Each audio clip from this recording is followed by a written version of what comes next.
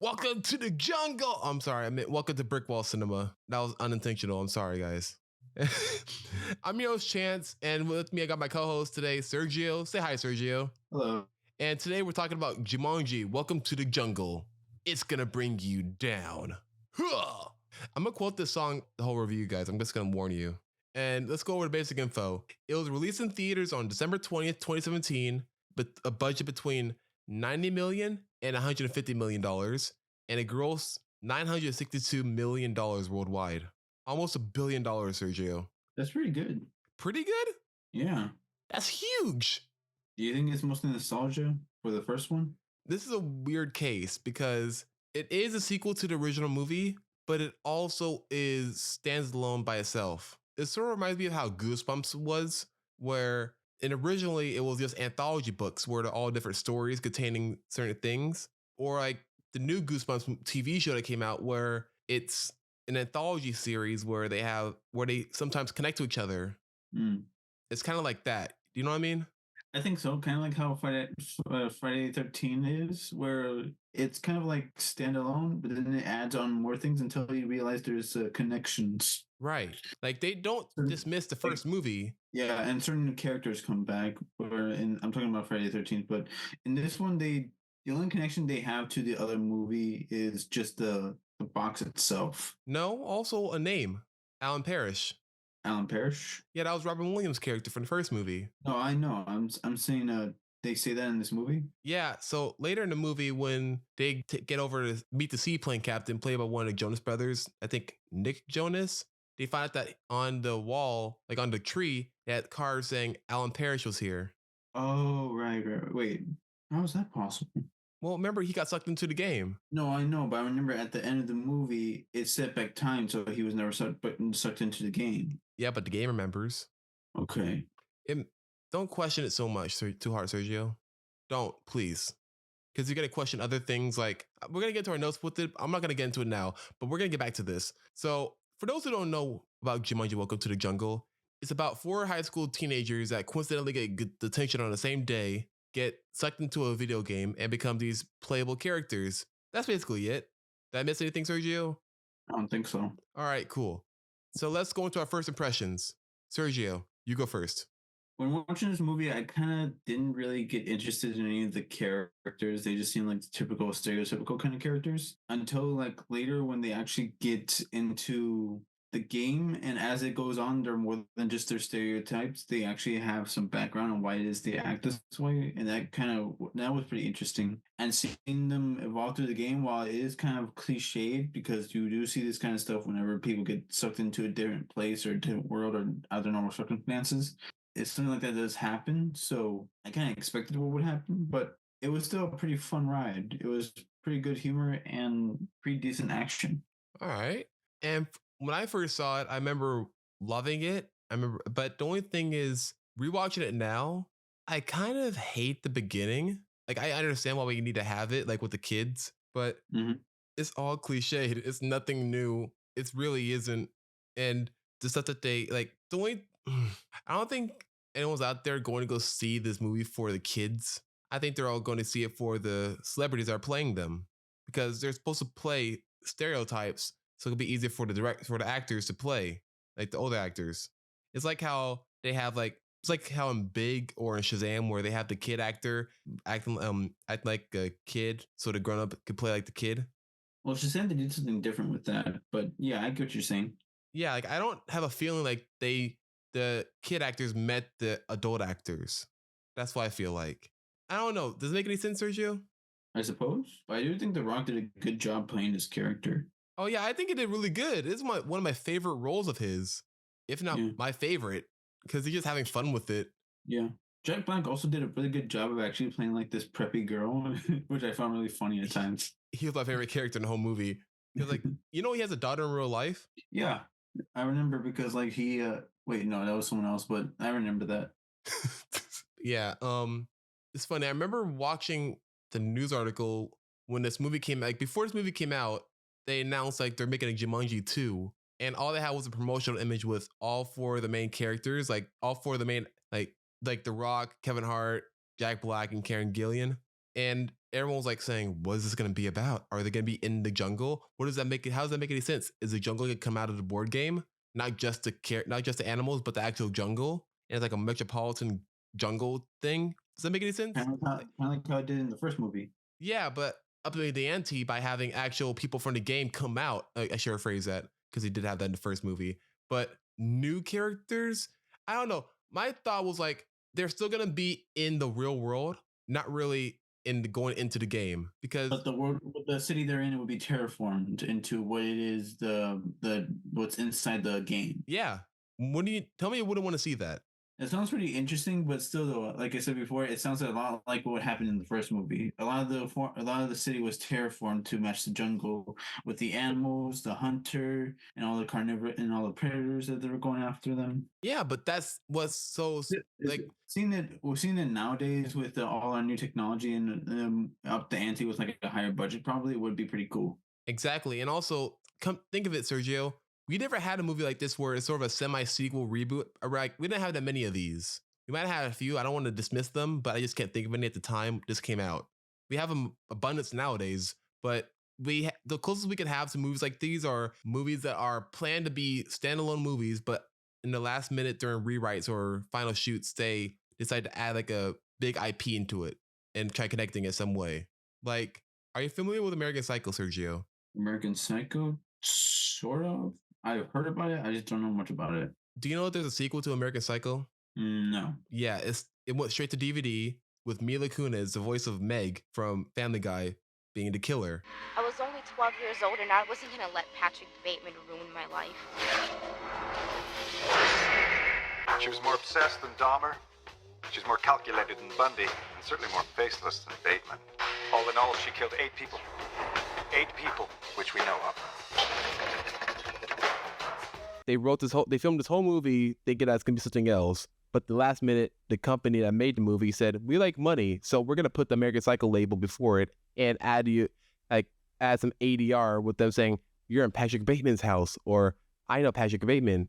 Except for like one shot where they actually say Patrick Bateman. Does that make any sense? You guess so? Yeah, that's why I felt like this would have been like if I didn't. I don't know. I'm rambling right now.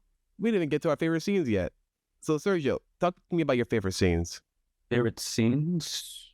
If I can think of the scene that I remember most from this movie, it would probably be when they're running from the motorcycles and they all realize Spencer starts realizing his specials, and it's just really funny to see like the Rob be like that, and then all of a sudden like realize how athletic he is, and it's just really funny for me to see that. Yeah, that's actually a really good one. I got 3 scenes. First one is when they find out about that they have the abilities, because I love their dialogue between back and forth saying like, oh, you got no weaknesses? That's not fair. And him saying he has cake as a weakness. That killed me. No, what killed me is the silence before he says it, because he's like, he opens his abilities and it says cake's my weakness. And he's like, I hate this guy. I don't know. Just a very small, I just hate this. This is stupid. This is bullshit. I think the funniest part of that scene that I remember was when Spencer's like when he's listed all his strengths and he's like smoldering, and he does a smoldering. He's like, what the heck was that? Smoldering intensity. And he just keeps doing it, and then it just keeps happening automatically. Like it or not, we have to do this together. Could you say that one more time, please? We have to do this together? But with the smolder, do you have control of that, or does that just happen naturally? It just happens naturally. My second favorite scene is when Bethany is learning how to pee. Because the whole time Jack Black's like, he's nailing this role. I'm kind of pissed he doesn't have an Oscar for this role, or nominated at least, because he is so good at acting like a teenage girl in this movie. Even like the inflections too, like him saying, Oh my god, you guys, there's like literally a penis attached to my body right now. Martha, come look at my penis! why is Spencer so focused on aiming? Fire away. Remember to aim. Now what? Blast off. And aim. Don't forget to aim. What is with you and aiming? What happened to you? Can we not talk about this in mixed company? What did he do? It's probably just like a stereotypical another thing where they're like really obsessed about a certain part of doing something where it's because like they just didn't do something and they just made like a big mess or something like that. No, but he's making a big deal out of it. Even the point where Fridge is like, "What is wrong with you and aiming? What happened to you? Can we not talk about this in mixed company?" I don't know. Is something happened? And my third one is the dance fighting sequence with what's her name? With Bethany. Is that Bethany or wait? No, it's not Bethany. What is it? Pause it. Pause and go back to the trailer where it says their names. Fridge? Who are you? It's me, Spencer. Martha? Oh, Martha. Okay, Martha. Yeah. So let's go with their favorite quotes. Sergio, do you have any favorite quotes? Jumanji, bitch. When did they say that? Or was it zoology, bitch? It was zoology, bitch. Ah, shit. I remember that one. That one, I remember that. It's just zoology, bitch.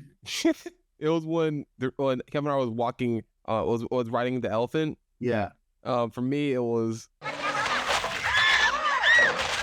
You better get in there and go save her. I'm not getting in there. You get in I'm there. not going anywhere. I got a backpack on. You don't get in water with a backpack. Everybody knows that. He could have just taken out the backpack.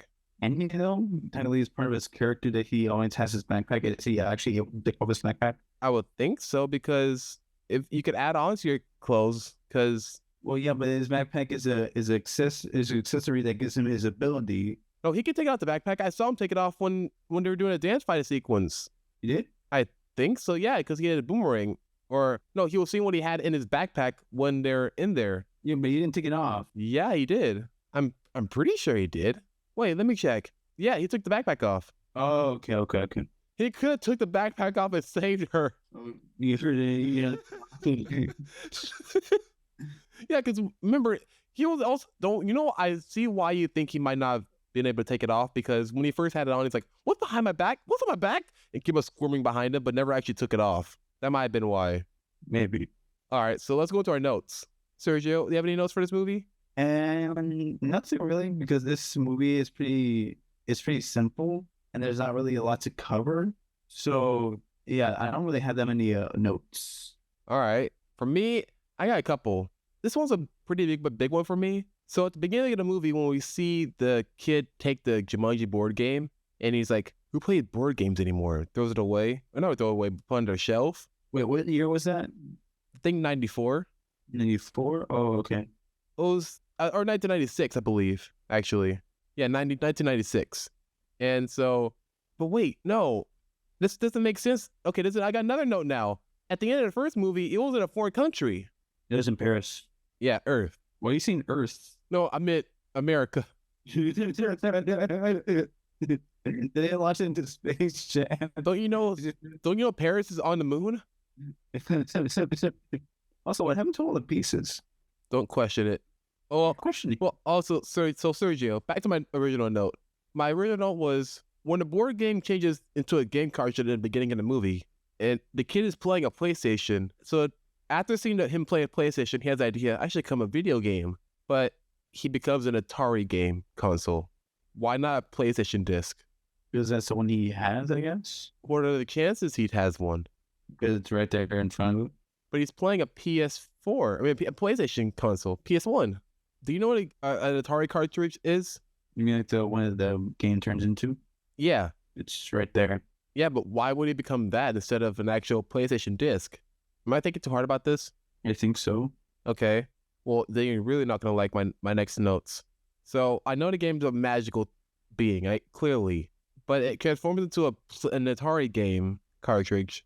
But then it acts like it's like a game from nowadays. Yeah. Like, it acts like a present day video game. How so? NPCs, like, Those have always been a thing. they've always been a thing, but ones where you don't ask anything else but except one thing and repeat it. Like, it seems like Yes, those have always been a thing. I'm thinking too hard about this. Oh my God, my brain's gonna melt if I keep on talking about this. I'm gonna skip this, okay? I can't. There's always, especially back in the day, the NPCs, even if you interact with them multiple times, they only have one single line. I know, but this type of game where, no, I'm not gonna get into it. No, stop it. Stop. Shut up, Sergio. Okay. I'm sorry. I didn't mean that. Okay, so earlier I mentioned that the kid's all got detention the same day for doing things that I highly believed. I think they already been doing this stuff all year. They just now got caught doing it or got in trouble for it. You mean like how Spencer copied his homework to get the fringe? Yes. And how did the teacher know exactly what he said on his essay? Because aren't they supposed to hand them back their essays after they're done? Yeah. Yeah. Also, Martha, But you're also supposed to read it.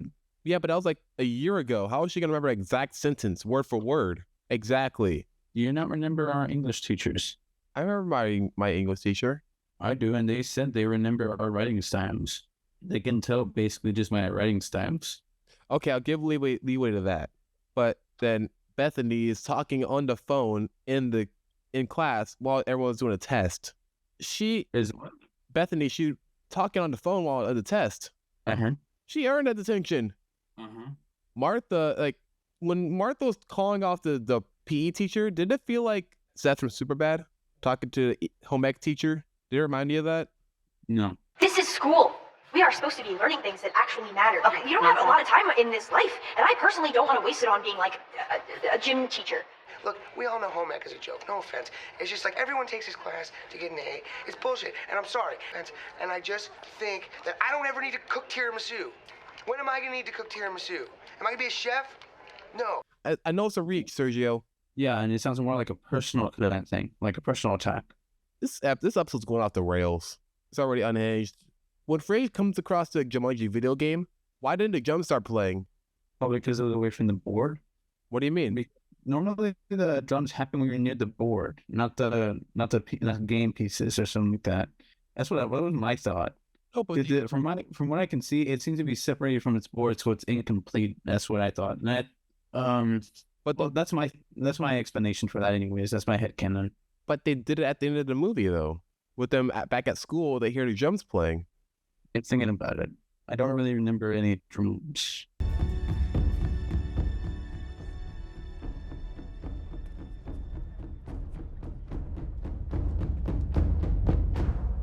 And it didn't show it when he found it in the storage room.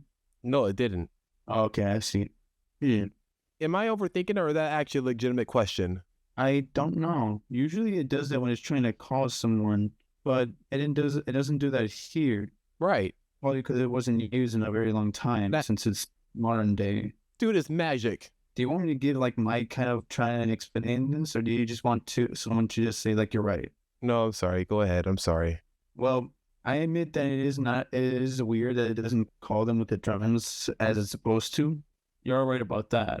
But I just thought like maybe it wasn't used in a long time, or maybe it's not calling them because they're already in the room with it. Eventually they will find it. I guess. And that part is kind of like weird, but I see what you mean. Oh, also, thinking about it now, there is some other similarities, unlike just like the first movie, like how there's someone stuck in the video game, but the only difference is they're in the game instead of them coming out, like how it was in the first movie. I just realized that. Well, not really just realized that, but more like connected the dots, if it makes any sense. Do you think this movie counts as a Christmas movie?